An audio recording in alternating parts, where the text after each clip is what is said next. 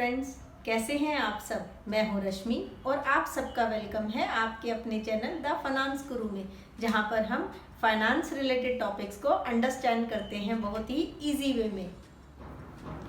अगर आप फ्रेंड्स मेरे चैनल पर नए हैं तो प्लीज़ सब्सक्राइब कर दीजिए सो दैट आपको हमारी latest income tax updates, finance updates की वीडियोस की नोटिफिकेशन मिलती रहे टाइमली बेसिस पर। फ्रेंड्स, आज के वीडियो में हम बात करेंगे अबाउट न्यू टैक्स रिजिम की। बट इससे पहले सबसे पहले मैं आपसे शेयर करना चाहूँगी कि आज 24 मार्च 2023 को फाइनली फाइनेंस बिल 2023 पास हो गया लोकसभा में कुछ अमेंडमेंट्स के साथ। तो one of the key amendment जो है वो फ्रेंड्स ऐसा है कि जो डेट म्यूचुअल फंड्स हैं उसमें इन्वेस्टमेंट करना अब जो हमें इंडेक्सेशन का बेनिफिट मिलता था उसमें अब वो बेनिफिट नहीं मिलेगा, सब्जेक्ट टू सर्टेन कंडीशंस। जी हाँ, तो ये एक की अमेंडमेंट था जो फाइनेंस बिल 2023 में पास हुआ आज। इसके अलावा फ्रेंड्स कुछ मिथ्स चल रहे हैं मार्केट में कि 7 लाख से ऊपर अगर हमारी इनकम रहती है तो हमें टैक्सेबल फुल देना पड़ेगा अगर हम न्यू टैक्स रिजिम ऑप्ट करते हैं। तो आज मैं उसी के बारे में बात करना चाहूँगी। फ्रेंड्स, आप सबको मालूम ही है कि फाइनेंस बिल 2023 में जो न्यू टैक्स रिजिम है उसकी tax slab up to 3 lakh तक निल है, 3 से 6 लाख तक 5% है, 6 to 9 लाख तक 10% है, अगले 3 लाख के ब्रैकेट मीनिंग 9 to 12 लाख पे 15% है, 12 to 15 लाख पे 20% है और 15 लाख एंड अबव पे 30% है। इनकम टैक्स की स्लैब्स रेट्स समझने के लिए और फर्दर डिडक्शन समझने के लिए हमने एक वीडियो बनाया था फ्रेंड्स, जिसका लिंक मैंने डिस्क्रिप्शन बॉक्स में डाल दिया है फॉर योर क्विक रेफरेंसेस। चलिए अब बात करते हैं जो न्यू टैक्स रिजिम है उसमें हमको जो डिडक्शन मिलेगी, स्टैंडर्ड डिडक्शन जो 50,000 है, उसके अलावा एनपीएस में कंट्रीब्यूशन जो 80 CC/D सबसेक्शन 2 की डिडक्शन है वो मिलती है। इसके अलावा अग्निवीर कॉर्पस में फंड्स जो डिपॉजिट करते हैं उनके एम्प्लॉयर मतलब गवर्नमेंट जो जमा करेगी उसमें कुछ डिडक्शन अग्निवीर फंड्स के अगेंस्ट हमको मिलेगी। तो ये डिडक्शंस हमको मिल सकती हैं अगर हम न्यू टैक्स रीजन में ऑप्ट करते हैं। ऑल्सो फ्रेंड्स, अभी फ़िलहाल जो कुछ लोगों से मैं सब बात करती हूँ तो समझती हूँ कि उनका ये मानना है कि 7 लाख से ऊपर 2,000 रुपये भी अगर जाते हैं, सपोज 7,02,000 रुपये हुए तो हमें फुल टैक्स देना पड़ेगा। ऐसा नहीं है फ्रेंड्स, आपको यहाँ पर मार्जिनल रिलीफ का बेनिफिट मिलता है। एग्जाम्पल के तौर पर समझते हैं, मैं ये मान के चल रही हूँ कोई एम्प्लॉई जो कि सैलरीड एम्प्लॉई है, उनके पास ना तो अभी एनपीएस का डिडक्शन अवेलेबल है या ना फिर अग्निवीर का।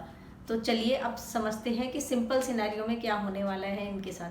अगर कोई एम्प्लॉई जिनकी इनकम 7 लाख रुपए तक की है तो उनको स्टैंडर्ड डिडक्शन का बेनिफिट मिलता है फ्रेंड्स 50,000 तक का। तो टैक्स लायबिलिटी अगर वो न्यू रीजन ऑप्ट करेंगे तो निल आएगी। इसके अलावा साथ ही साथ चलते हैं, अगर 7.5 लाख तक की इनकम है, यू अगेन नो कि 50,000 तक का यहाँ पर डिडक्शन मिलता है, स्टैंडर्ड डिडक्शन, सैलरीड एम्प्लॉई हैं तो 7 लाख पे अगेन निल इनकम बनेगी। अब बात करते हैं कि अगर मेरी इनकम 7,52,000 रुपये है तो क्या मुझे एंटायर इनकम पे कंप्लीट टैक्स देना पड़ेगा यहाँ न्यू रीजन में अगर मैं ऑप्ट कर रहा हूँ तो आंसर है बिल्कुल नहीं। यहाँ पर आपको मार्जिनल रिलीफ का बेनिफिट मिलेगा।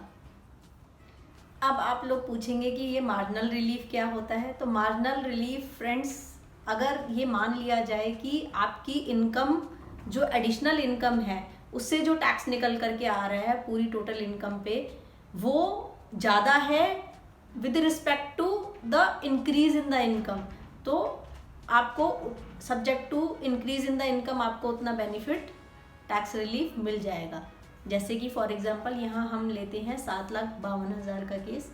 अगर आपकी सैलरीड इनकम है और आप न्यू टैक्स रिजिम ऑप्ट करते हैं फ्रेंड्स, 7,52,000 में से सीधा मान के चलिए कि 50,000 तो स्टैंडर्ड डिडक्शन का मिलेगा, तो रह गई इनकम 7,02,000। तो अब होगा क्या, 7,02,000 पे जो आपका टैक्स बनता है वो बनेगा करीब करीब 26,208 रुपये। तो यहाँ पर देखने वाली बात यह है कि 7 लाख से ऊपर स्टैंडर्ड डिडक्शन के बाद जो टैक्सेबल इनकम है वो 7,02,000 आपकी रही आफ्टर स्टैंडर्ड डिडक्शन। तो जो 7 लाख से ऊपर है वो सिर्फ 2,000 रुपये है, जबकि टैक्स लाइबिलिटी यहाँ पर आपकी बन रही है 26,208 रुपये। तो इसका मतलब ये हुआ कि आपकी जो एडिशनल 2,000 की इनकम है वो आपको रिलीफ मिल जाएगा, आपको कोई भी टैक्स इसमें नहीं देना पड़ेगा। चलिए अब थोड़ा और आगे बढ़ते हैं। अगर आपकी टैक्सेबल इनकम 7,20,000 है, मैं यहाँ मान के चल रही हूँ 50,000 की स्टैंडर्ड डिडक्शन आप अवेल कर चुकी हैं, मतलब कि आपकी जो ग्रॉस टोटल इनकम थी वो 7,70,000 रुपये थी, जिसमें से 50,000 आपने सैलरी का स्टैंडर्ड डिडक्शन ले लिया है। तो अब आपकी नेट टैक्सेबल इनकम बची 7,20,000। 7,20,000 पे फ्रेंड्स जो टैक्स बनता है वो है 28,080 रुपये। तो इसका मतलब क्या हुआ? इसका मतलब ये हुआ कि मेरी जो एडिशनल 20,000 की इनकम थी वर्सेस 28,080 रुपये, तो यहाँ पर ये देखने वाली बात है कि टैक्स लायबिलिटी ज़्यादा बन रही है और मेरी इनकम में इंक्रीज़ कम हुआ है। तो यहाँ पर आपको उतना रिलीफ मिल जाएगा, आपको इसमें भी कोई टैक्स पे नहीं करना है। तो खुश हो सकते हैं आप कि आपकी 7,70,000 की इनकम पर भी कोई टैक्स लायबिलिटी नहीं बनती है अगर आप न्यू टैक्स रिजिम ऑप्ट कर रहे हैं। तो अब आप ये पूछेंगे कि ये सिलसिला कब तक चलता रहेगा, इसका मतलब कि ब्रेक इवन कब आएगा, कि कब मैं ये कहूँगा कि इसके बियॉन्ड अगर मेरी इनकम होगी और मैं न्यू टैक्स रिजिम ऑप्ट करूँगा तो मेरी टैक्स लायबिलिटी बननी स्टार्ट हो जाएगी। जी हाँ फ्रेंड्स, 7,29,000 जो है वो आपका ब्रेक इवन पॉइंट बनता है यहाँ पर। अगर आपकी इनकम 7,29,000 प्लस 50,000 जो मैं रिबेट स्टैंडर्ड डिडक्शन का मान रही हूँ वो ले लूँ, तो अगर आपकी इनकम 7,79,000 है तो ये आपका ब्रेक इवन पॉइंट है। यहाँ तक तो अगर आप न्यू टैक्स रिजिम ऑप्ट कर रहे हैं और आपने कहीं भी इन्वेस्टमेंट नहीं की, ना तो आप अग्निवीर एम्प्लॉय हैं, ना तो आपके पास एनपीएस है, सिंपल स्टैंडर्ड डिडक्शन का बेनिफिट अगर आप अवेल कर रहे हैं तो 7,79,000 तक आप न्यू रिजिम में नील टैक्स लायबिलिटी के साथ जा सकते हैं। तो देखा आपने मार्जिनल टैक्स रिलीफ का जादू। Hope friends you find this video useful for you. If so, please like, share and comment on my video and subscribe my YouTube channel. Thanks for watching.